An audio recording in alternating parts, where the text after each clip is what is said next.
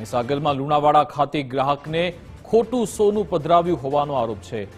મુથ્થુટ Fincorp bank manager અને અન્ય એક આરોપી સામે આરોપ છે।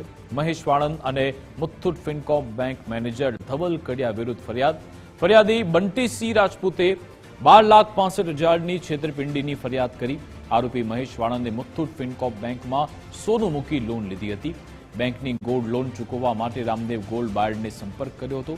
રામદેવ ગોલ્ડ બાયર્ડ દ્વારા સોનું તપાસતા નકલી હોવાનું સામે આવ્યું। બેંકમાં મૂકેલું અન્ય ગ્રાહકોનું સોનું સાચું છે કે કેમ તેના પર સવાલ ઉઠ્યા છે।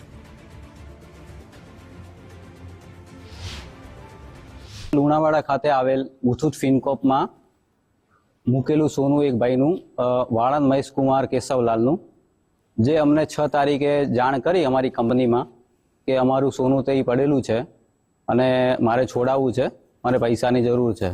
તો મારો એક માણસ બંટુસિંહ રાજપૂત કરીને 6 તારીખે બેંક મેનેજર પાસે આવીને ત્યાં વાત કરી કે સાહેબ આ ભાઈનું સોનું તઈ છે કે નથી, તો બેંક મેનેજરે હા પાડી।